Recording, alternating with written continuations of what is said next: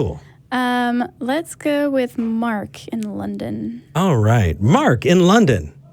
You're talking to Eric and V. How are you doing? Hi there, guys. How you doing? Doing okay. I'm fine. I don't know about Eric. You know, people say, oh, Eric, you are infinitely patient. Was that patient? That wasn't patient. What did you want to talk? But it's frustrating and understandable, I'd say. You know, I hope that person goes back and listens to themselves and feels ashamed. Because that's ultimately what we're hoping, is that people can listen and go, hey, you know what? That's kind of a fucked up thing to do.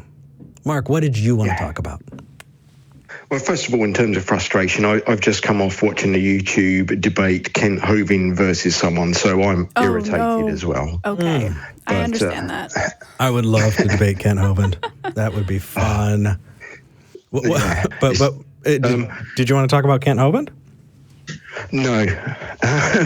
What I wanted to say was I spoke to Matt and David a couple of months ago. I lost my mother quite suddenly. I'm in my mid-40s now. And I found that very difficult, how quick it happened. Obviously, I'm a non-believer.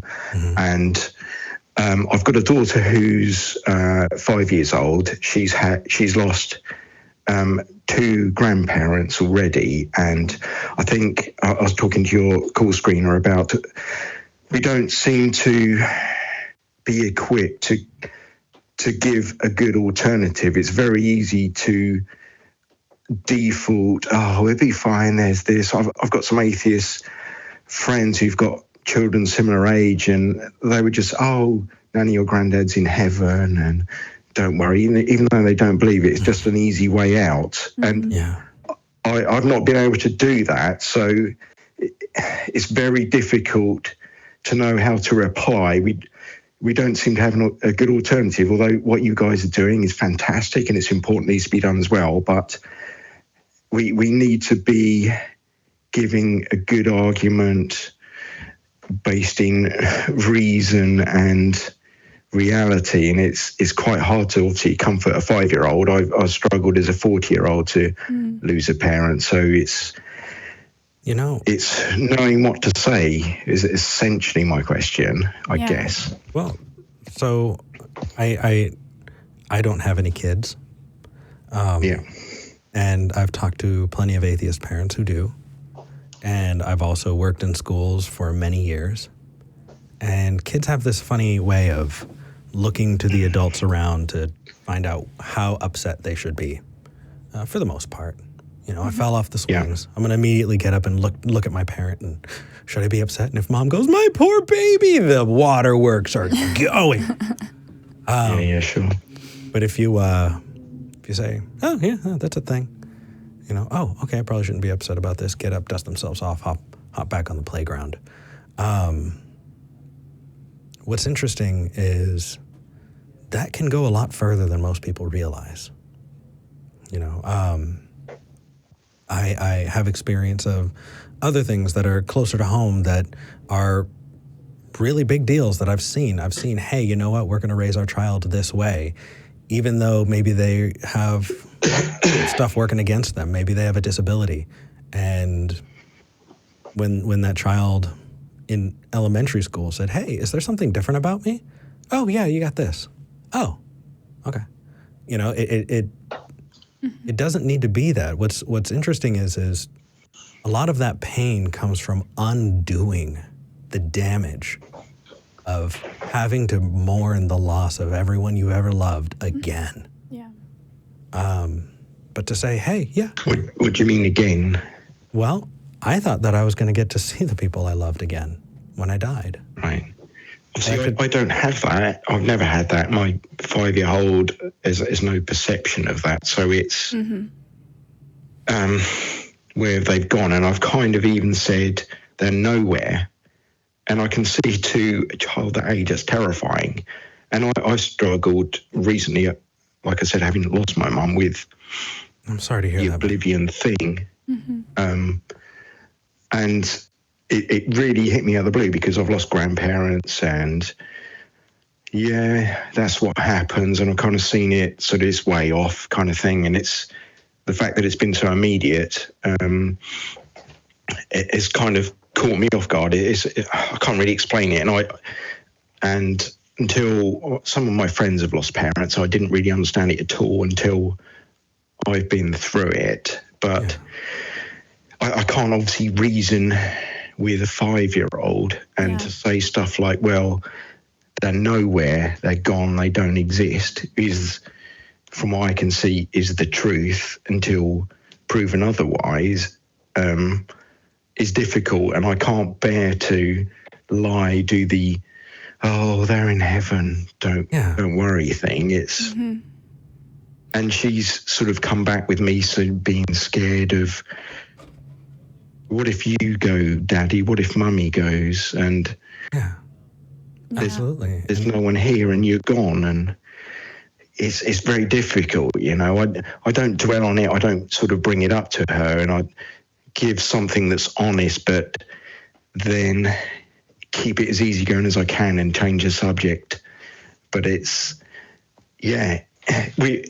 as a community, we're not giving the alternative, the arguments to talk people out of theistic things are sound and valid, sound epistemology and reason and evidence, that's all good. But I think for me that we inherently need something, I think, and it hasn't caught me until recently, like I said, from losing a parent, but then suddenly I'm like, what do I do? Where do I go? This is terrifying. My mum crying about, oh my God, I'm going to die right in front of me. And it's, she's an atheist. I'm an atheist. There's no good kind of comfort, I think, inherently. So, if I might, there's an Elephant and Pig book called We're in a Book. If you can get it, get it. It's a really good book. Just 2 cartoon characters, and they realize, oh my gosh, we're in a book. And one of them is just like, but the book is going to end. How can I enjoy any of this? The book is going to end, and then what? And then there'll be no more book. And the other character is just like, well, we've got these pages though. Let's throw a party. Let's enjoy each other. You know, I think that might be a good way to kind of lead into that. As far as resources for you as a parent, I know Dale McGowan wrote a book called Parenting Beyond Belief, which is fantastic. That can help. But ultimately, death is, it's the not living anymore that's the scary part. Yeah, obviously you're not aware of it after. It's the trepidation leading up to that, and it's a sense of, for me, it's been wasting my life worrying about it. And talking to Matt a couple of months ago, and David sparked me up, because I was in a really bad place then, and I quite inarticulate to them. But listening to David again, and I've caught him several times, I think, on your show as well, sparked me off thinking about it in a different way, and me exploring it has helped. But obviously I can't articulate that to a 5-year-old. No, but what you can do is you can empathize. It's okay to cry, and it's okay to mourn and grieve. And if she says, why are you crying? You could say, I miss your grandma. We can miss people together. Why do we miss them? Because we still love them. And we can talk about, well, what are we doing? Let's enjoy our time together. I think it is an incredibly potent time to reinforce that love and the time that you have. Because, it to me, at least, it appears like that's one of the few things that we can focus on. Because, you don't get a second shot. And I think for a child, it quite will fleetingly change to something else, but then sort of comes back to that randomly. Oh wow, that's caught me off guard.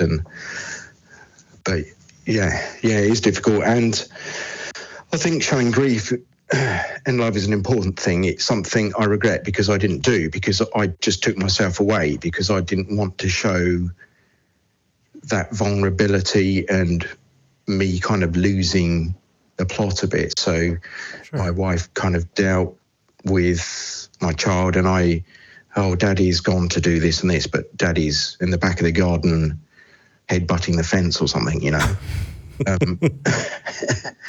And so I sort of hid that away, and retrospectively, I didn't really show that the grief's okay, and I should have done, but I've learned from that. And you're right to say that.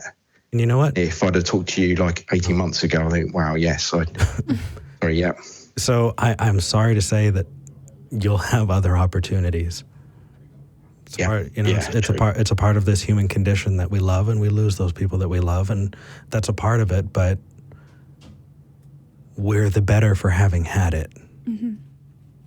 Something you might want to try, and this is something one of my friends who's a parent did, when they had to talk about it, they would talk about a day that they went to an amusement park or had a very good time. And they would say, do you remember the time that you had at this amusement park? And the kid would say, yeah.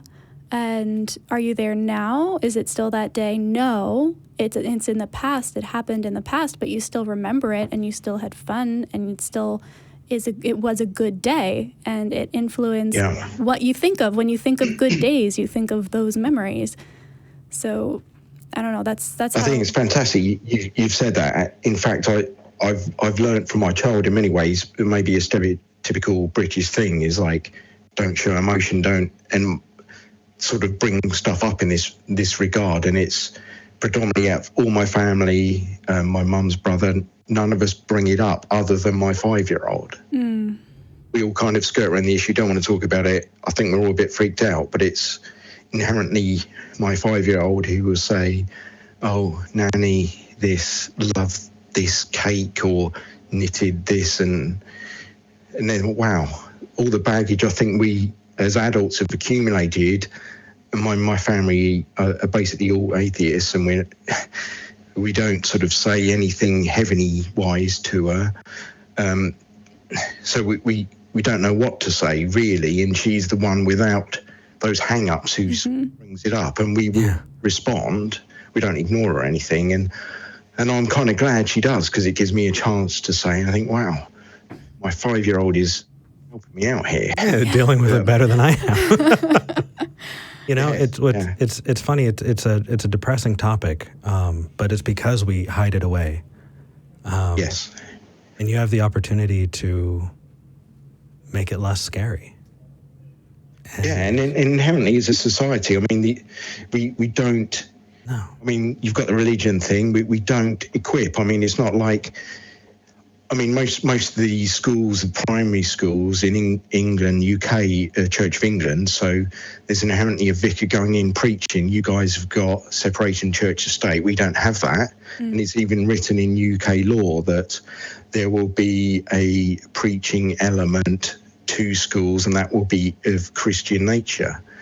And I've taken my child out of that, and thanks, actually, I'm digressing a bit, but the Humanist Society won a court case that my child, for example, I take her out of vicar assemblies in a non-COV school, bizarrely, and you just get bumped with colouring in and all this kind of stuff, whereas the rest of them have vicar-led assemblies. And the Humanist Society won a case in court in a different school. You can't do that. They need to have something equal educational value. So I sent this to my head teacher, and he's now gone, right, we'll do that. Humanist Society, we're going to give.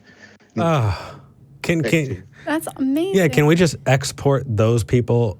Just a seed, a little bit over here. That's fantastic. You know, separation of church and state already. Well, I mean, we have big House of Lords who. I mean, Mark, I hate to make you the representative of the UK right now, but a couple hundred years ago, you sent some pretty religious radicals over here, and the idea stuck. You might owe it to us just a little bit.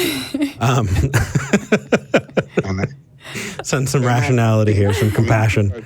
And maybe here by osmosis absorb this and give out to you guys what what we do here, but I'm envious in a way. I know religion is more inherently everywhere in the USA, but in the UK it's different. I think Christopher Hitchens said, I think it's better here because the state funds religion and the church. Therefore, and we do, but therefore they don't go out drumming up business. They sit quietly with their money in the background, and there's something like 50% of the UK don't believe any of it. They're not pushing. They don't have to. I think that might be the answer. You need to fund your churches. Right? And people can rebel against it. Yeah. What's interesting is there are people who think that once you get away from religion, oh, well, things are solved. Last I checked, there are still problems over there, too. This is just one less,